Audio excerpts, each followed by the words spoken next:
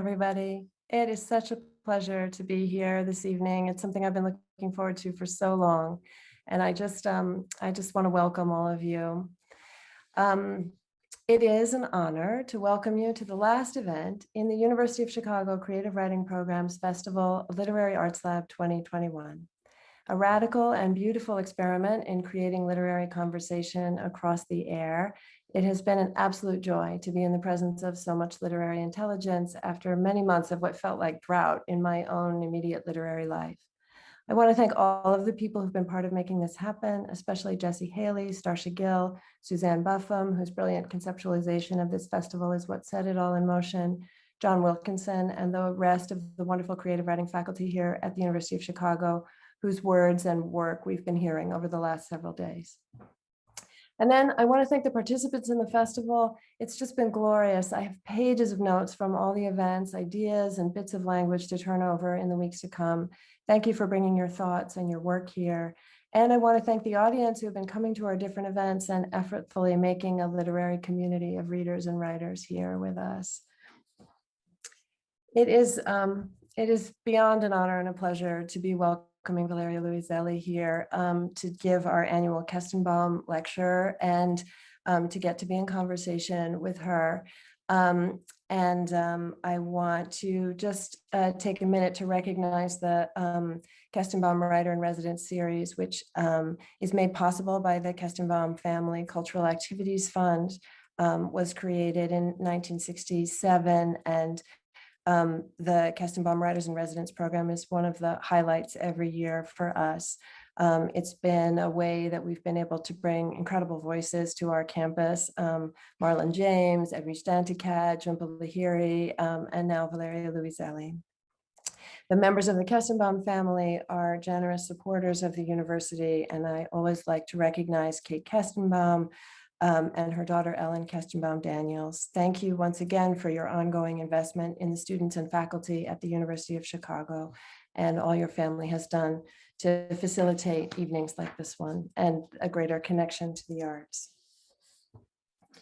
Now I want to introduce the featured speaker of this evening, Valeria Luiselli, who will be giving this evening's reading and presentation. We have the good fortune of having something more of a presentation, some new and exciting work that we'll get to hear, sonic work. I'm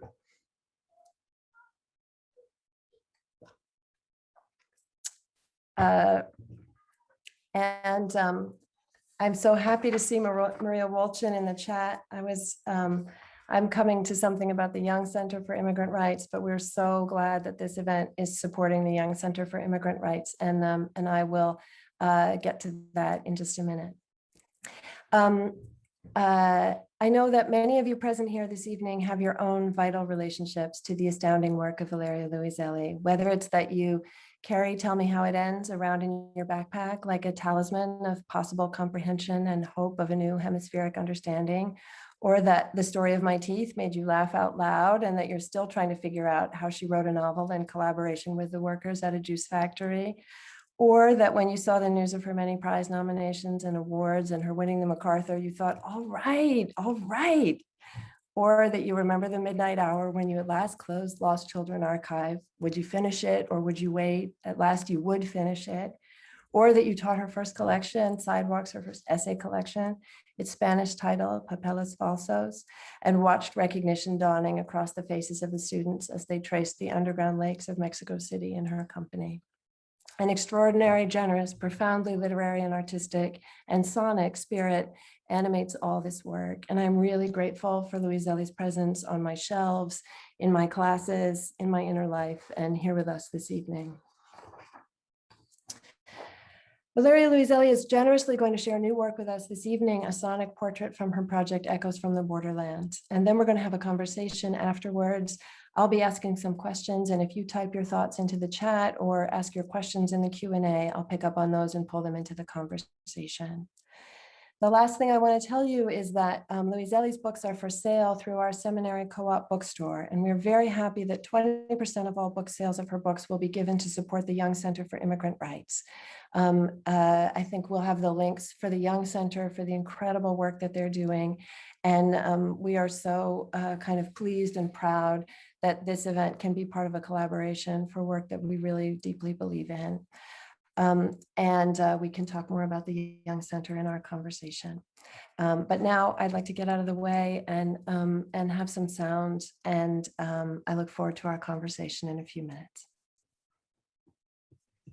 Rachel, thank you for such a generous and honest introduction, and it was hard not to tear up to hear someone like, I don't know, speaking so truthfully about work is very, I mean, fills me with honor and emotion. I am going to try and not mess up this share screen thing. We did some trials. I hope everybody can hear. It'll be helpful if you just write in the chat like, yes, we can hear. It might not be the best quality of sound because it's coming through my computer into yours. If you have headphones, it is definitely best to use headphones and not the computer thing. So I'll give you a moment to get headphones if you have them near you. And I'm going to start. Let's share screen. Okay, first I should say a few things about this. This is very much work in progress. What you will hear, in fact, is a live performance of work in development. It belongs to a larger piece that I'm working on right now called Echoes from the Borderlands, as Rachel said. That piece is a 24-hour kind of sonic essay, a sound piece that lasts 24 hours, which is the amount of time that it takes to drive from Tijuana, San Diego, from that extreme of the borderlands, to Brownsville, Texas, Matamoros, in the Gulf of Mexico. So this piece tries to imagine these 24 hours as a space, or as a sonic space in which to recover portions of silenced histories in the region, histories fundamentally about the violence against land and against the female body in the region from the mid-19th century to today. And it's the mid-19th century because that is when the border started being drawn with the shape it has today. Maybe I can show you, well, no, I won't show you a map right now. I'm just going to go straight into this piece. This particular piece is called Saguaro Elegy. And I started writing it when contractors during the Trump administration started bombing parts of the Tohono O'odham Nation in the Sonoran Desert, right in the border, in preparation for the portion of the border wall that was built there. So it's a response to that, but of course gathers layers of other histories. Okay, share screen.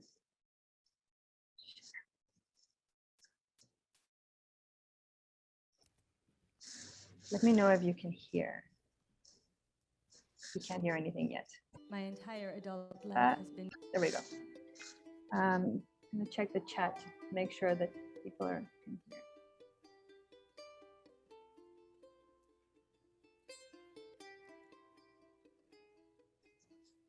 Great.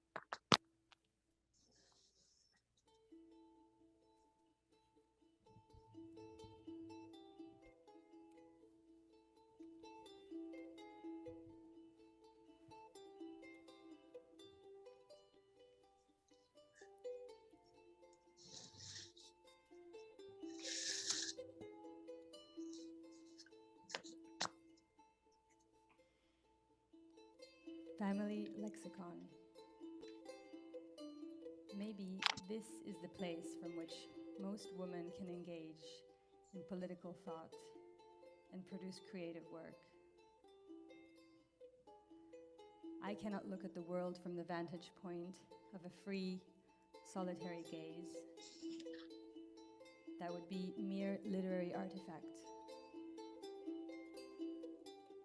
My entire adult life has been weaved in the messy, intricate, and beautiful mess of a shifting family, a community. It is there, from inside that space, that I can look out the window.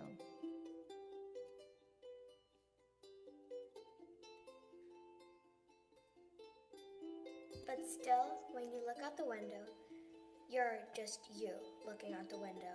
Like in the morning when I walk into your room and you're just sitting around there alone with your cafecito looking out the window.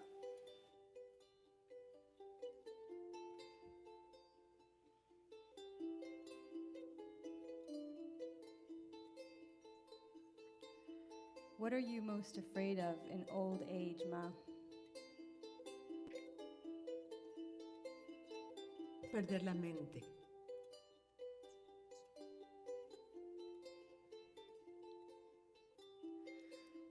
I've been thinking about Dorothea Lange. There's some video footage of her talking to her son when she's trying to prepare for her first retrospective at the MoMA. It's 1964, and she's going to be the first woman photographer ever to have a solo show there. She has to revise a lifetime of work, thousands of negatives and prints, and choose. Her son tells her that she needs to just get it done, hurry up, prepare, and stop doubting. A bit is cut out from the footage, but then we see her telling him that it's not really modesty on her It is part. not really modesty on my part. Don't mistake it. It's not modesty. It's that I'm afraid. But what was she afraid of?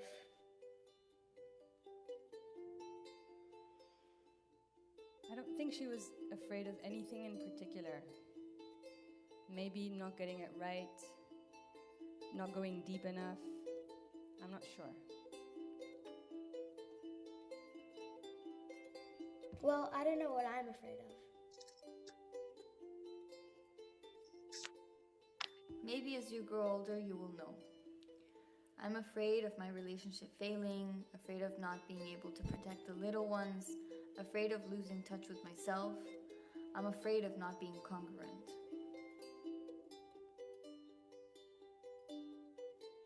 Fear of jellyfish. Fear of not meeting my own expectations. Perder claridad.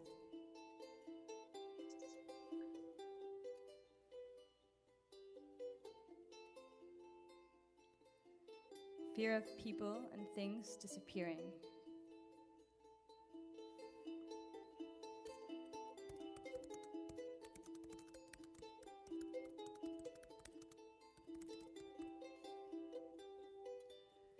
This is a story of the missing. This is the story of the missing story. This is our voice, the voice that misses. These are our bodies, and this in our hand is a wet, brown rock. This is the story of the missing, the missing story. This is our voice, the voice that misses. These are our bodies, and this in our hand is a wet, brown rock.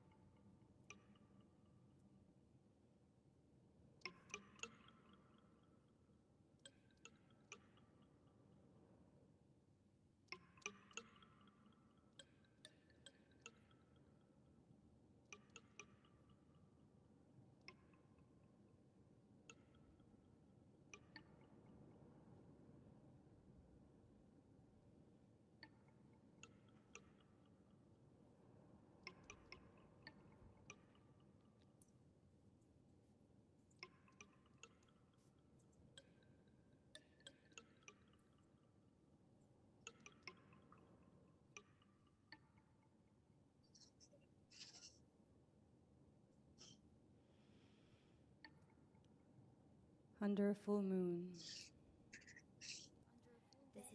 in the coldest month, around the year 1450, in Hohokam land, desert humidity levels rose above average, and the night was so still that anyone with 1 year would have heard it.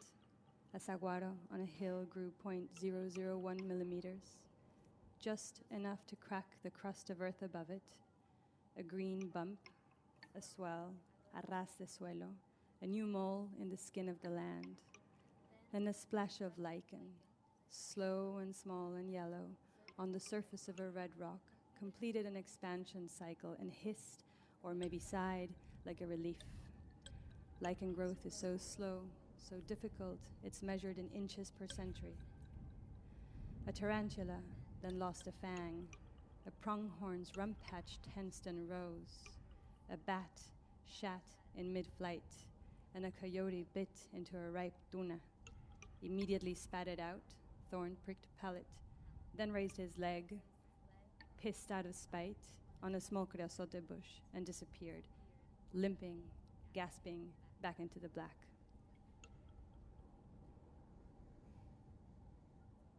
And what happened next? Next, T.S. Eliot might have written, "This is the way the world ends, this is the way the world ends, this is the way the world ends, not with a bang, but with a whimper."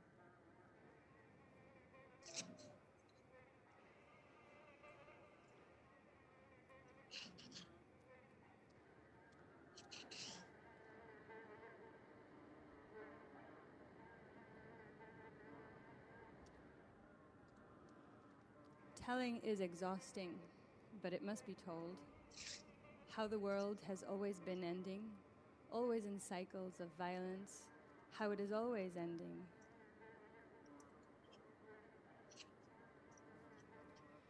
Circular. Circular, the way history repeats and is told.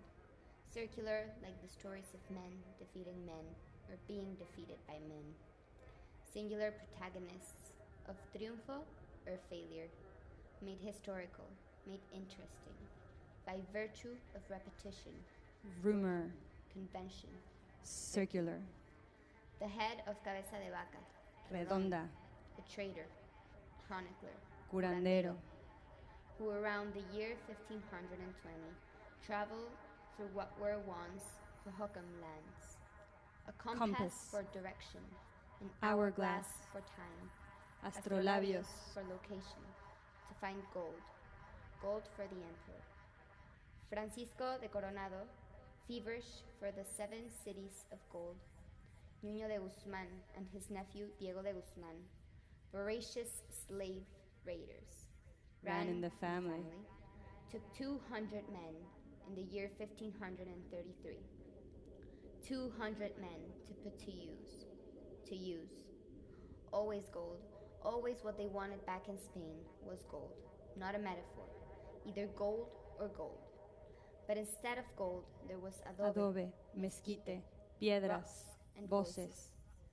Piro, Tigua, Tewa, Queres, Gemes, Zuni, Navajo, Apache, Maricopa, Yuma, Mojave, Yavapai, Hualapai. Voices erased. Did they really think their cause, any cause, justified the blood, the erasure, the rapes, Señor Emperador, which end the means cause? Porque how do you document what is missing? How do you document also not the spectacular, not the exception, but the underpinnings? This is our voice, the voice that misses. These are our bodies. This in our hand. These are our bodies. And this in my hand is a rumor. Full of rumors, the Sonoran desert. Sonorous grains of sand and reverberant winds, stories that linger and echo. Ernesto Cardenal wrote, y en todas las ondas sonoras se oía una voz que decía, aleluya. Y el ángel me llevó al desierto, y el desierto estaba florecido de laboratorios. Then, decades later, and some 3,000 miles north of Ernesto Cardenal, Natalie Diaz wrote, "You better hope you never see angels on the res. If you do, they'll be marching you off to Zion or Oklahoma or some other hell they've mapped out for us."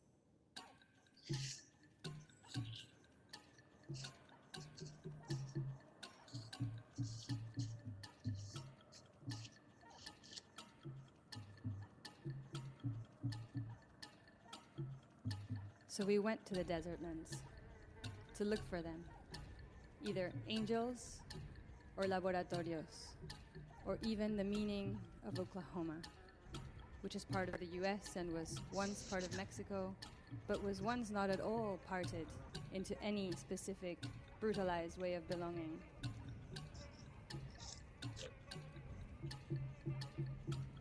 The missing story. This is our voice, the voice that misses. The missing story. Like the story of a little girl in the Tohono O'odham, whose mother had disappeared, had gone off to do her thing, and left her little girl behind. The little girl followed her at first, but somehow got lost, strayed. The little girl asked some children playing outside where she might find a tarantula hole, and they showed her one. Then she put her foot inside it, and the earth swallowed her. There, where the hole had been, sprouted an enormous saguaro. People came to see the saguaro, so many people, all the time, that the saguaro grew tired and sunk itself down again into the hole and reappeared on top of a mountain.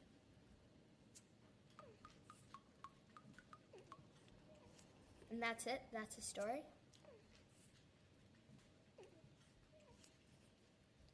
The story of things appearing and disappearing. Things being mapped into or out of the story. The things on this side and the things on the other side. I just have one question.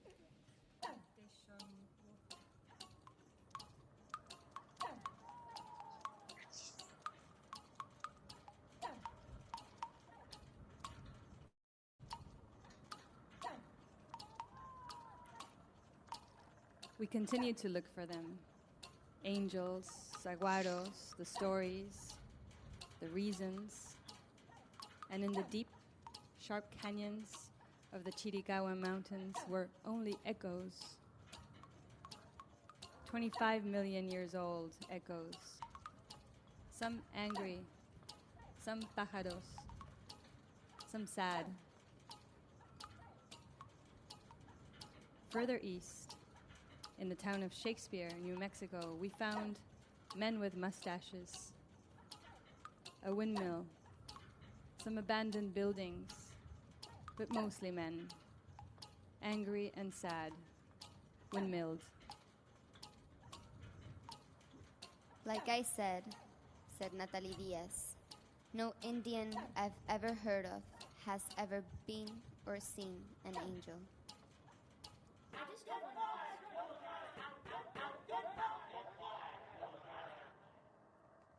Just after the Second World War, by order of President Harry S. Truman, 5.8 miles of chain link fence, 10 feet high, woven of number 6 wire, were dug up from the deserts where Japanese Americans had been imprisoned, and the wires were driven to the border, where they were strung between Calexico and Mexicali y Calexico. And in Truman's hand was a radioactive finger.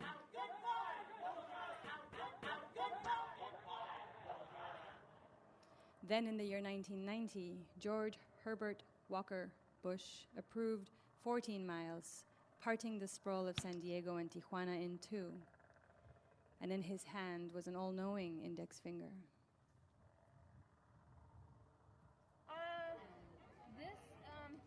It's a little bit different here because we do have the military here. It's a little bit different here because we do have the military here. Just say this. It's a little.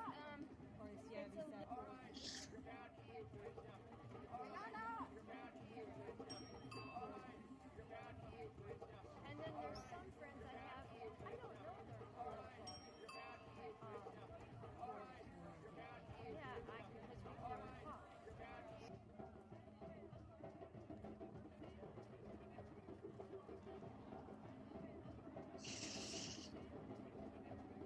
We kept looking, past an anti-wall march along the banks of the San Pedro River in Arizona, a riparian conservation area, the word riparian new to our ears.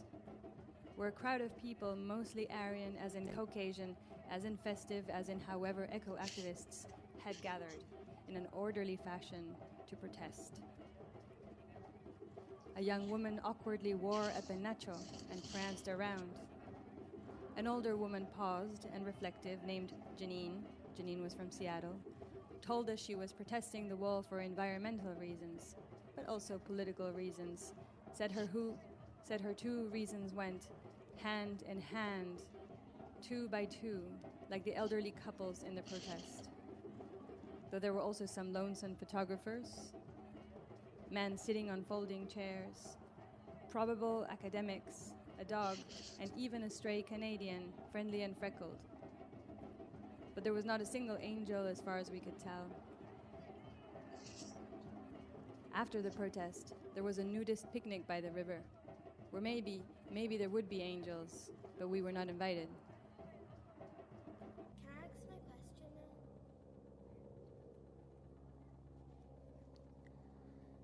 now? Ernesto Cardenal wrote, y el primer ángel tocó la sirena de alarma, y llovió del cielo estrontium 90, cesium 137, carbón 14.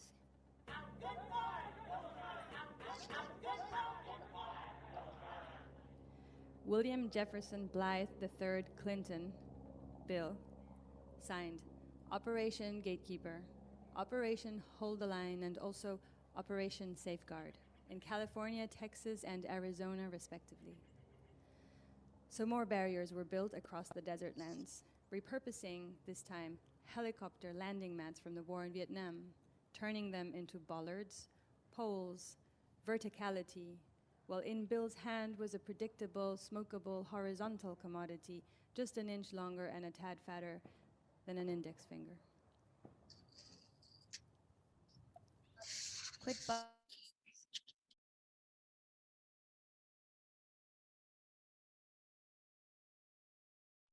Okay, I think I'll stop there. But there we go. Can you hear me still? Can you hear me? Yes, perfect. Good. That's a very profound experience. That's it's interesting. That's like going to an immersive art installation in the middle of the night in some faraway part of some city. I'm not at all used to having that experience on Zoom and in a reading for people. Anyway, this is a real collision of worlds. It's so beautiful. And I see people are really responding to that in the same way in the chat. So I'm just echoing. There's a big room full of people taking a deep breath. I think that's what is happening. You said this afternoon some helpful, interesting things about kind of how you came to this project. For readers of Lost Children Archive, they'll know that creating a sound archive, becoming a documentarian or a documentarist of sound is a large part of that book. So they'll see some ways that you came to this project, but maybe do you want to say a little bit more about sort of how it's generated and what interests you about working in this way? Absolutely, Rachel. Thank you. And thank you everybody for your patience and listening. Despite my collaborators, the musicians would kill me for having giving you such a bad quality of sound. They're so meticulous about this, but that is better to share than to not share. Yeah, this project, I mean, I think the seed of it began while I was writing Lost Children Archive. You know, the question about documenting what's missing began for me when I was writing Lost Children Archive. And shortly after I finished Lost Children Archive, I traveled to Tombstone, Arizona, and to Shakespeare, New Mexico, to write a piece about reenactment history and to interview reenactors that basically reenact scenes from the Wild West. And in all these scenes, I had noticed some years ago, because I had been both to Shakespeare and to Tombstone previously, but again on this trip, which was more intentional and directed towards like understanding what their views were and what they thought they were doing while reenacting these Wild West moments.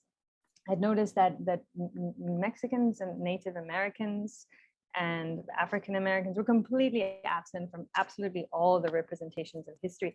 They did not even appear as enemies, which I found strange, right? Because Mexicans and Indians would have been, and like, right, it's the thing, no? the evil Mexican or the outlaw Mexican, the savage Indian, those stereotypes are very much the part of the foundational histories, the foundational mythologies of settler colonialism and the frontier myth. But everyone was absent except mostly cowboy men. And so anyway, I interviewed a lot of reenactors in that trip. I went to Shakespeare. Shakespeare had it had ceased to be a reenactment town. It ceased to be a reenactment town years ago, and it became a rehearsal town where reenactors from all over the country or the region would get together to rehearse, and they get together to rehearse particularly gunfights and lynchings and hangings. So imagine you arrive in Shakespeare on a given day, and what you see is this kind of really sinister game, kind of. Or that's, I have no other way of seeing it but that. I don't find it fun. I find it kind of scary, honestly. And then I thought, well, what a strange, what a badly used space. And imagine, I thought, I was traveling with friends there, and I thought, I told them, imagine if this town could be used as a space for reenacting the histories that have been silenced, systematically silenced and erased. Imagine like you could get a group of people here to like reenact and tell stories, and that's where it began. My plan is still to find some donor to help me buy Shakespeare, New Mexico, so that we can turn it into a kind of live archive of erased history of the borderlands. But no one has yet told me to this point, yes, I'll buy it. I don't want to be the mayor of Shakespeare or anything. I just want people to purchase it, give it to a good institution, and then have people run it that can really turn that space into something different. Anyway, this project was born from all of these musings, from those spaces. And the idea is that it's, as you heard, like a multi-voice, multi-layered history, archival recordings as much as recordings of people now, many different voices, the work of many other women that I find very powerful and necessary, and that I want to have present as voices that tell stories of the region that both divides and also connects our two nations, right? So that's where we are, and we're getting there slowly. That's amazing. There's so many things to think of. First of all, thinking of Shakespeare as a town that becomes a rehearsal town. I mean, there's some sort of cosmic like return. It's like the 500 years of history that then is kind of reemerging in that spot. That seems really amazing as a name for a place, for the thing that you're thinking about. I wonder, I have a lot of different thoughts, but a thing that I knew already even before I heard that I was really interested to talk with you about is kind of polyphony, is like the having a lot of different voices, and the way that you do that in a lot of, like, that's an ongoing interest in all the books of yours.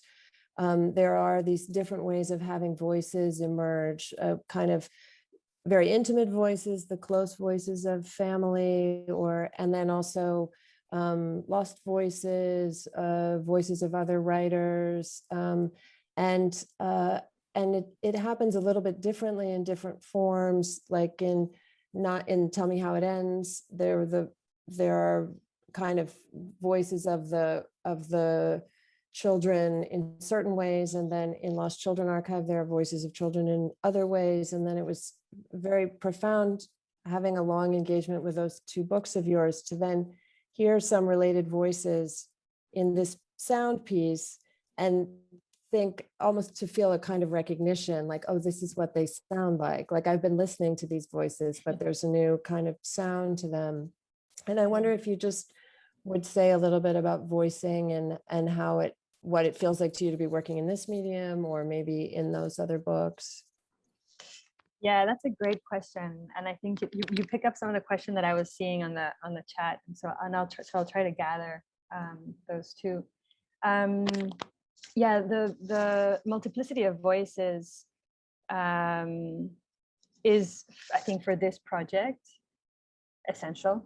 It's such a complex topic, and it has so many layers that there's just no way that I could do anything but be the one who gathers, right? Like be kind of the archivist who puts things together, who searches and puts things together, and then creates a kind of thread that can bring them together in the same space, right? But there's just no way that I can tell this story on my own. It's a very, very long, very complex story. And as with many of the projects that I've done, just maybe more explicitly in this piece that we heard, I always begin my research within the very small sphere of a family, right? And yes, I mentioned family lexicon, Natalia Ginsburg, indeed, who has a tremendous influence in me, absolutely, responding to Daniel's question. And the way I see it, like structurally, the way I see this, and the way I see a lot of the pieces in this work happening is like concentric ripples that start with like the rock falls, and that is a question. And the question in this piece particularly, of which you just heard a small fragment, the question in this piece that drives this particular piece, our elegy, is what are you afraid of? What are we afraid of? And that is a question that's going to run through the entire piece of this Echoes from the Borderlands piece. We are asking people along the way what they're afraid of. And that question, however, started here within the small space of my familial world, right? You heard the voices of my daughter, my mother, my nieces. We live in an all women's household, and have discussions around like this discussion around the table. No, what are we afraid of? What are we going to do with this? And so the first thing oh, thank you, Deborah, saying that my mic is scraping across my blouse. Thank you. I'll hold it like this. The first question is asked within that small circle of the family, and then it ripples outward. Towards other spheres, right? And it becomes a question that we ask, as I said earlier, to people, that we ask people along the way in our travels. People as maybe far apart in the political spectrum, as a migra, a border patrol, and a migrant, or a person, a day commuter in Tijuana, or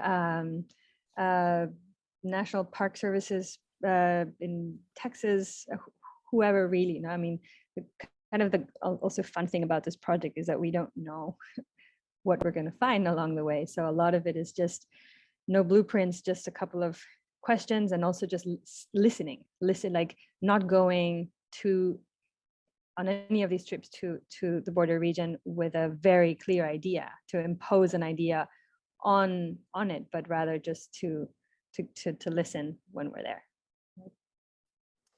It's wonderful. I'm thinking about the way people were talking about in one of the panels about the way that one book kind of will start a question that then another book kind of takes up, or another project takes up, and that you kind of you discover something that you're after, but as you're, especially in a long book or a long project like a novel or like a big sonicscape or something, and that it's not quite it isn't powering the book that you're working on, but it somehow becomes the thing that you have to then follow. And I actually had already noticed this kind of question about fear when I read the piece that you wrote about Dorothea Lange that was in the New York Review of Books. And I had marked this quotation that I was going to sort of bring out. So I'm going to put it in the chat.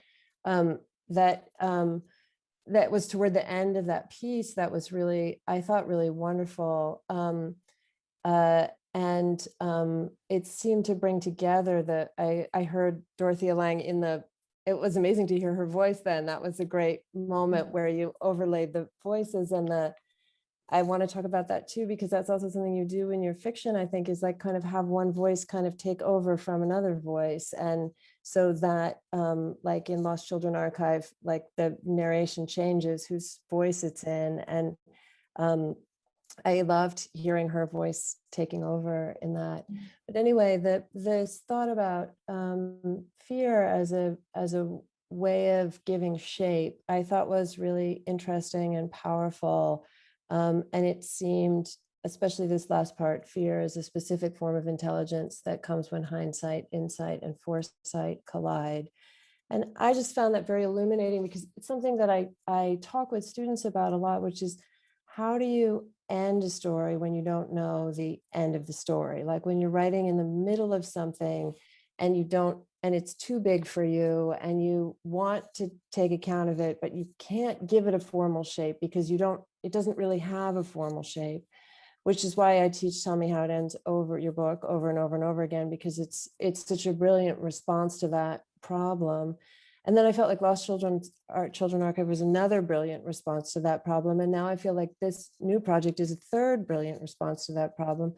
And I just am interested if you could say more about kind of like how an emotion might be a way of finding a formal coherence, or I think that's part of what's in this quotation.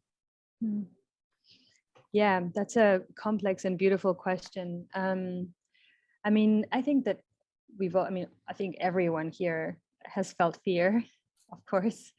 And there's, of course, this particular form of fear, which is the fear when you're trying to tell something, when you're trying to not only tell something, but document something or make something out of something else, right? Basically, like fiction fear. Like, and here, when I say fiction, I mean the original meaning of fiction, which comes from Latin, right? From fingere or finxit, which meant to knead something out of clay, to mold something that was already there, clay, into a shape, right? So the idea that fiction is not something that comes from nothing, but that is just giving shape to something, one possible shape to something, is what I'm talking about here. And there's a fear in that, because there's always a fear of getting something wrong, right? Of not going deep enough, of misunderstanding, of being shallow, of so many things, right? Not knowing how to finish, not knowing how to do it, period. And it's very, very easy to, I think, like not move freely in our disciplines when fear takes over. But then there's also a way in which fear, and I wish I knew how, just happens sometimes, where we work through it and the switch turns on or turns off, and then fear can be kind of something that provides a kind of combustion, right? It's also a way forward. It's also something that that gives us, and it also gives us a particular kind of intelligence, right? I mean, if we were fearless with what we created, we'd probably make a lot of shit as well, right? There would be no second guessing, no nothing. Everything would seem lovely and fine, and let's move forward. And that's of no use either. So yeah, how to turn fear into a motor like that is a big question always. I think we have to ask. Yeah, it's a wonderful answer. Feel free, if you have questions, to put them into the chat or into the Q&A. I'll keep my eye out.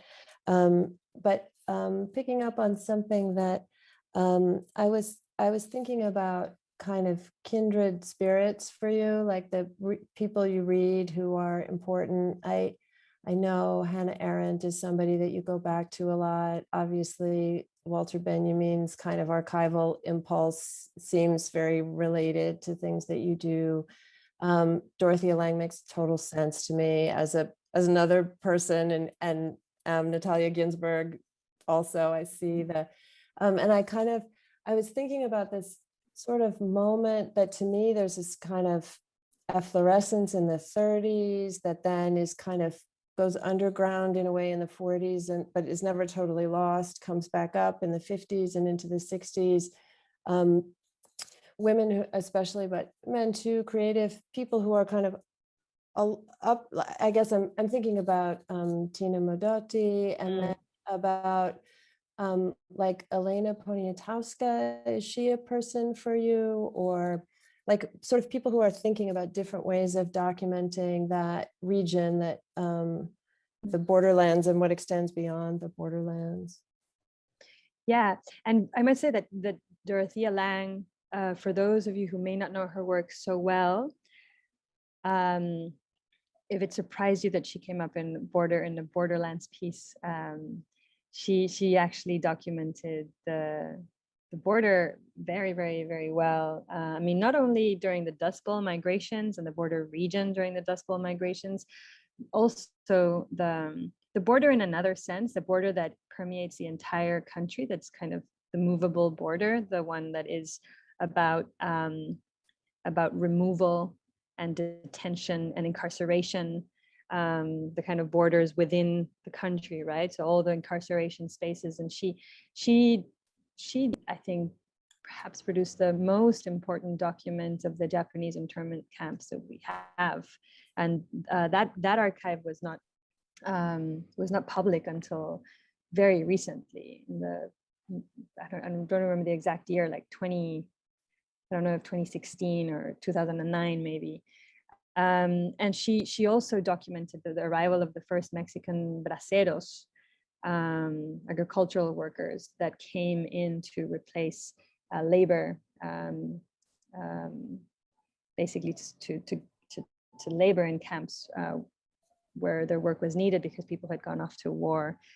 So Dorothea Lange, yeah, definitely, Rachel, is really important to me, and I think an important gaze, not an obvious gaze on the border, right? Like one doesn't think, oh, Dorothea Lange is not the obvious gaze, but first great document of internal removal, internal deportation of Japanese Americans, for sure. The work of Tina Modotti was definitely very influential for me as well. I wrote a PhD thesis. I think there's a chapter not completely devoted to her, but partly devoted to her.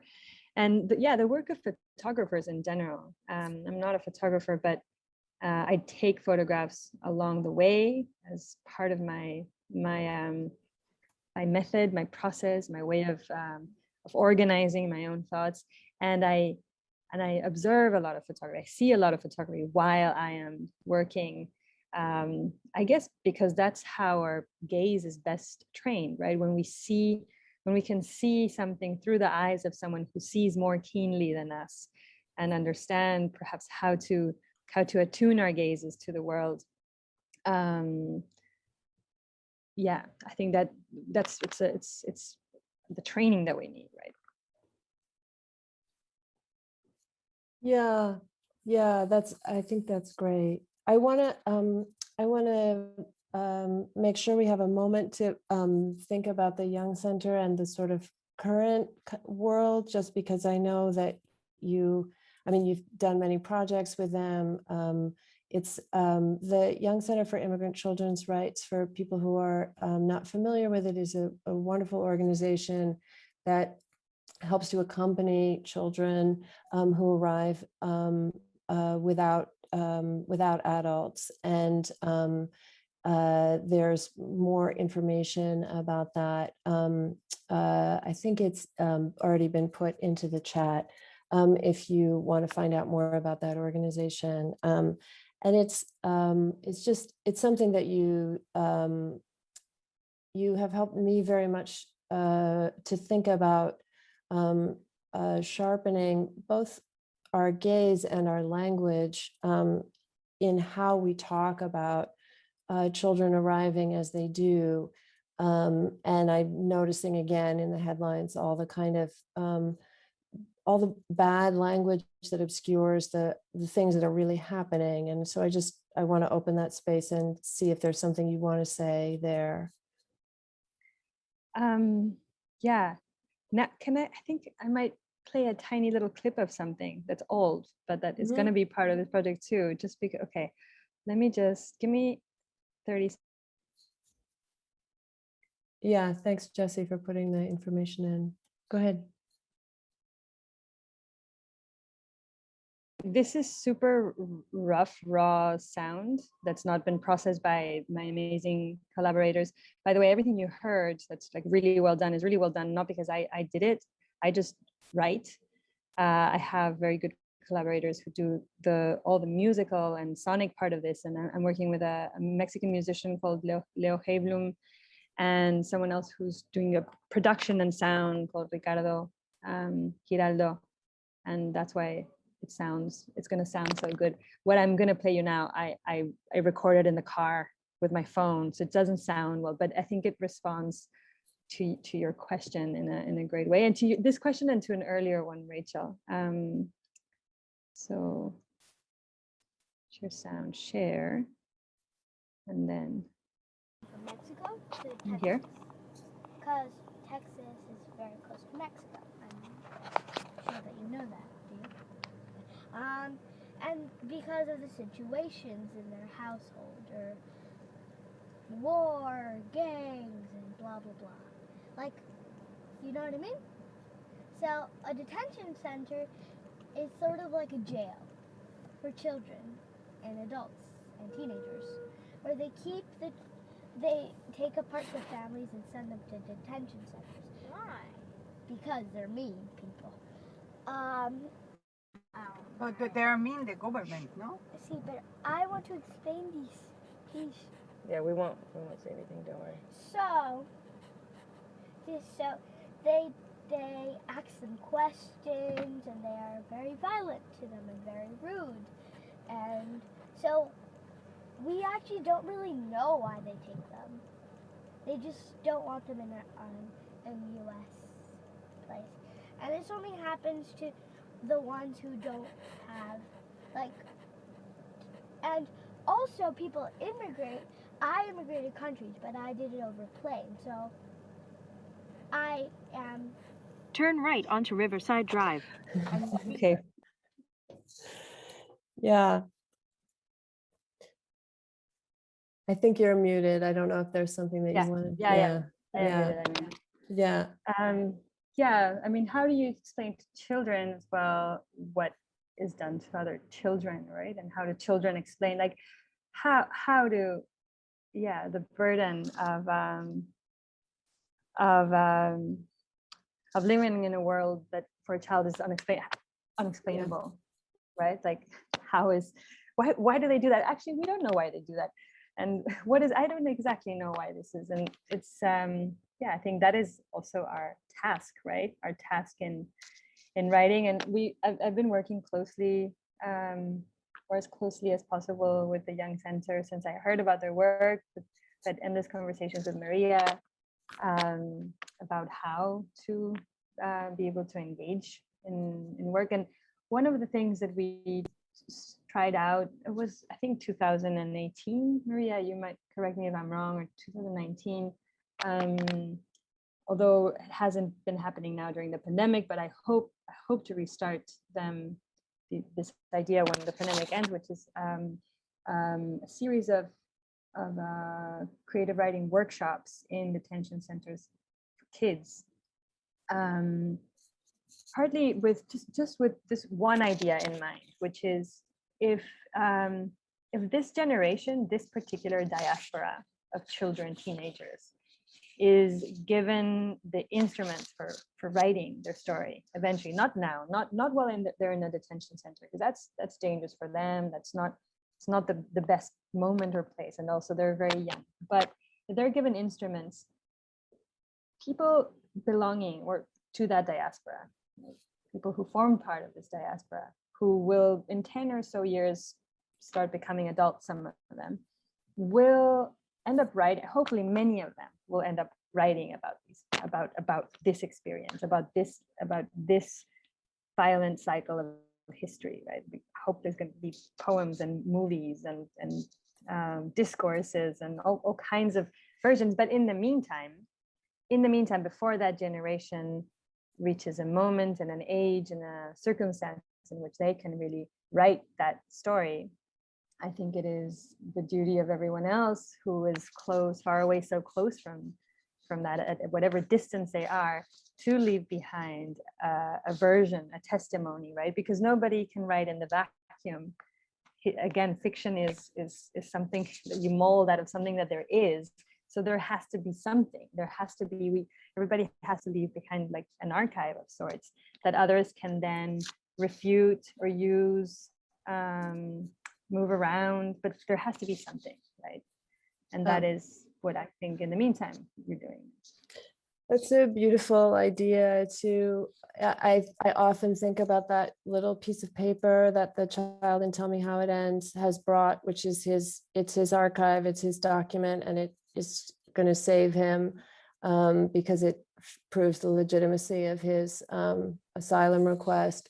And it is really, really powerful to think of helping people to make an archive toward the future, like it's instead of thinking only either about the past or about the present. So that seems, I think we have another 8 minutes or so just to let people know kind of where we are in the conversation. And something that I wanted to bring up that goes together with what you're saying is a writer who I cared a lot about and who cared a lot about Hannah Arendt. She actually wrote a book about Hannah Arendt, is this psychoanalyst called Elizabeth Youngbrool, who died some years ago. And she had this book called Childism that I'm putting a link in it. It's partly about ways that in the United States in particular, there is a kind of prejudice against children that's unrecognized. And it's her proposal that we use childism in the way that we use racism or sexism or other kinds of isms to kind of think about the way that we treat children. And she's particularly interested in our incarceration of children.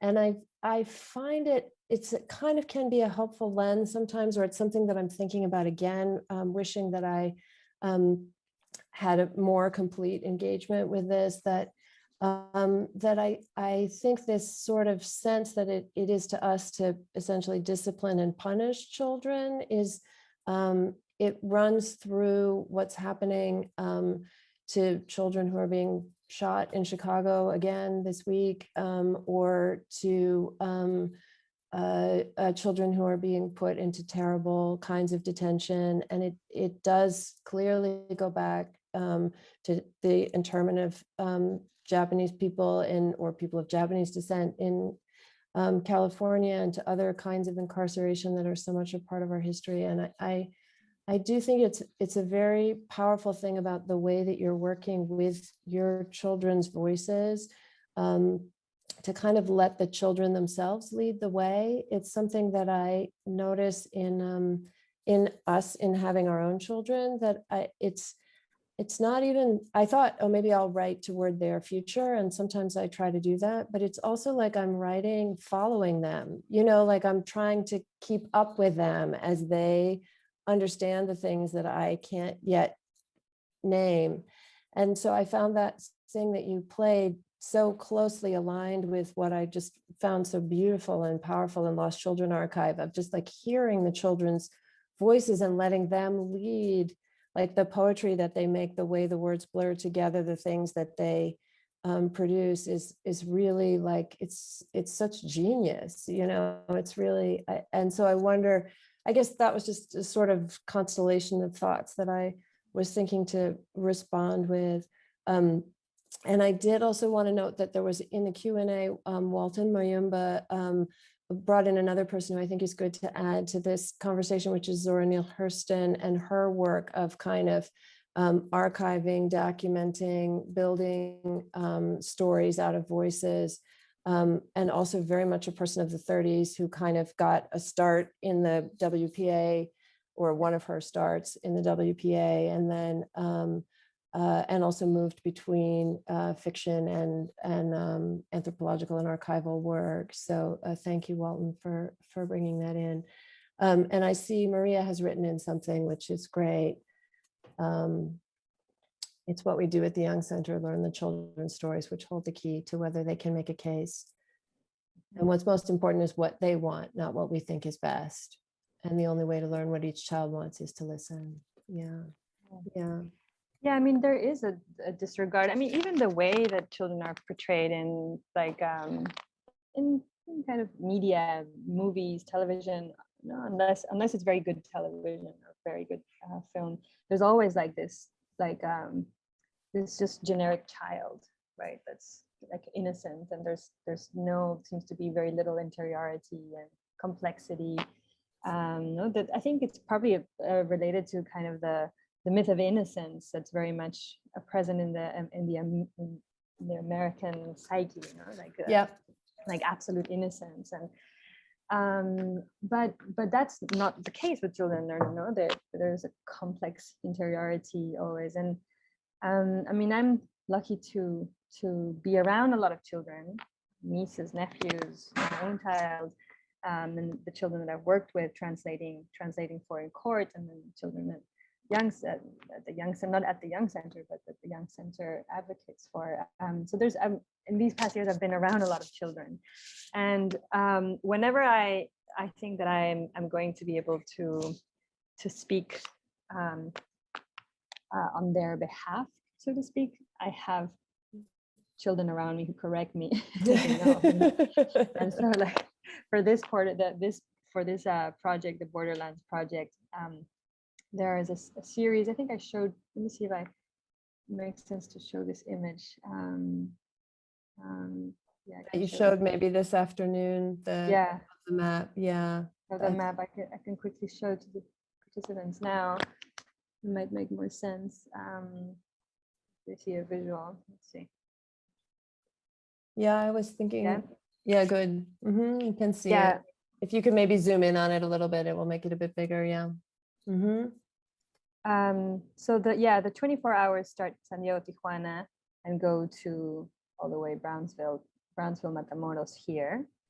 That's 24 hours if you drive them, plus minus. And these are just different subjects that are being discussed, right? What you heard today happens like here, and it's about environmental violence. What you and a little bit Cabeza de Vaca.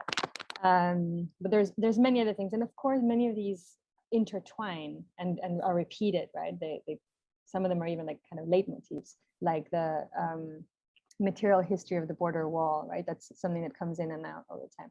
But anyway, there's a series of questions that we're asking along the way. I spoke about the question of fear, and these are questions that we're asking. The questions are not formulated, and I don't want to yet formulate them, because that also kind of can be too asphyxiating early in a project. But these are kind of the broad ideas of what we want to ask along the way. Questions about desire, about community, about fear, about racism, but also about childhood, about reconquista cultural, which would be like this kind of Mexican and Central American myth of reconquering the USA through just our presence here, through language and being. So reconquista cultural, ideas around myths and legends. And there, I think my child overheard me in a conversation about doing these interviews, and she said, yeah, but you have, if you're going to interview kids, you have to have kids interviewing them, not yourself, right? Because they won't speak the same with you as they will with the kids and with another kid, you know? And I thought, well, that's a brilliant idea. Of course, of course, that's true. Of course, that's the way we have to do it. So yeah, I get corrected often, and I'm very, very happy about it. And this is just sort of how some of the things thread together, the questions, fugues, and subjects tying together in that way. This is done by one of my collaborators who's very good at understanding what I don't in a project. Okay, I'll stop the share here again. I think, unfortunately, I think pretty soon we're going to have to close, but I desperately want to know how I can have the experience, the 24-hour experience that's going to come. How do you envision it? Will it play in movie theaters? Will it be downloadable? What do you think will be the way of immersing? Movie theaters has never occurred to us, but could be a brilliant idea, especially if it's maybe in collaboration with someone who does something visual. We're not like I've been very adamant on I don't want this to be a visual project. It's a sonic thing. That's it. Period. But one possibility is, of course, like a sound installation in a space. We've been talking to the DM Museum for a while, and they are supporting us at least for part of the project, which I'm very, very happy about. But ideally for me, one would listen to this while driving along that route. And it can either be like some crazy road trip where it's like, okay, let's do the whole thing and like do it in parts. So today we're going to listen to 5 hours, and tomorrow we're going to listen to 3, and then do the whole thing. Or just if you happen to be in Arizona and want to take a kind of detour and drive for 3 hours and listen to that section, that's fine.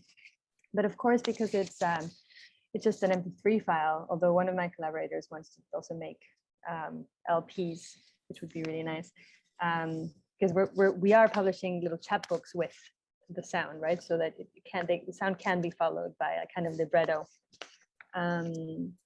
But because it's an MP3 file in one of its forms, it can also just be listened to at home or in a classroom with students or in a living room in Cape Town or around a table in Tokyo. You know, it doesn't matter in that sense. But I'm open to suggestions. So this is early, and like it's really great to just have other people's ideas. Yeah, I can think, it sounds like there's so many wonderful ways. I remember wonderful experiences of going to see Christian Marclay's The Clock, which is also a 24-hour piece, and this sort of like late at night, just sitting in it with strangers. And of course, there's a lot of desire to sit anywhere with strangers right now.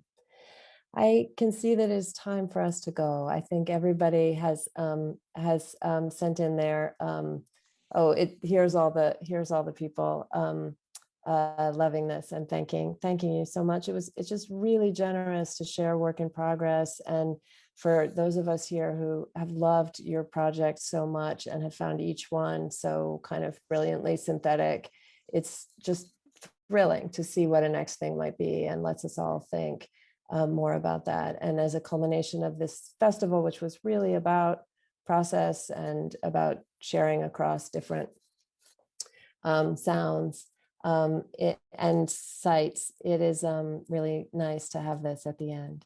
So we really thank you, and thanks again to all the people who worked really hard on this festival for coming together and making this possible.